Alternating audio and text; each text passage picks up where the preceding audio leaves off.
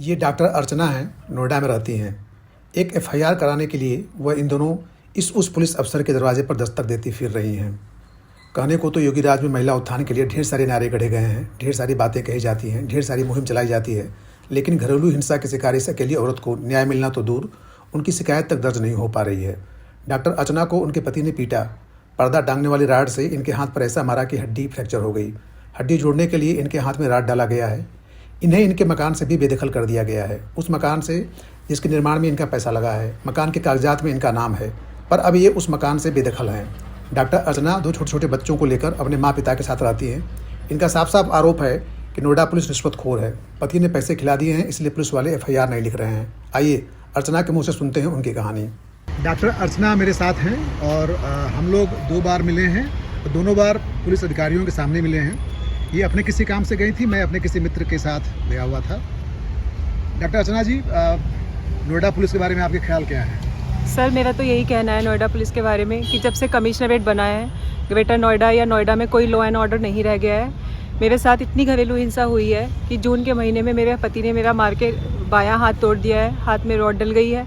मैं तब से कभी डीसीपी वृंदा शुक्ला, कभी डीसीपी राजेश कुमार सिंह, कभी डीआईजी लव कुमार, सबके पास घूम रही हूँ, पर मेरी एफआईआर दर्ज नहीं हो रही है। अर्चना जी, आपके साथ हुआ क्या था? आप अभी जो दिखा रही थी कि आपके पति ने आपका हाथ तोड़ दिया था, उसमें रॉड लगा हुआ है, बहुत काफ़ी चोटें हैं जी।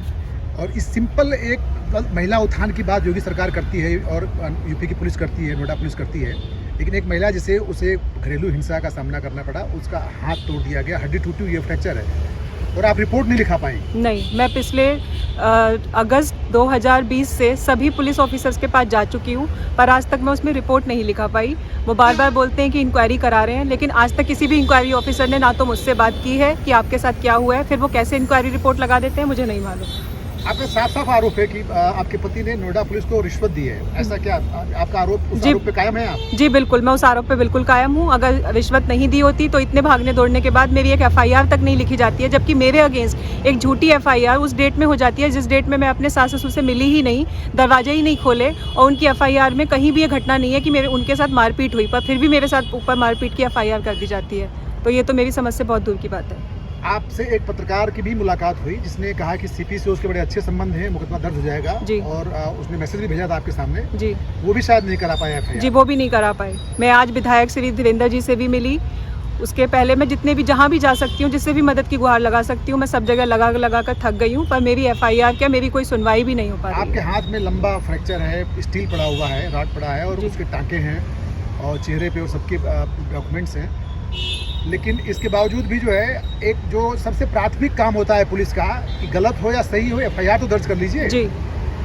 तो आप डॉक्टर हैं और आप पढ़ी लिखी महिला हैं, तो नोएडा में जो ये सब आप चक्कर काट रही हैं, कोर्ट कचहरी थाना पुलिस जी, तो इससे आपके मन में क्या आता है, क्या लगता है, मतलब कि सिस्टम किन लोगों के लिए है या सिस्टम में महिलाओं का क्या स्पेस है?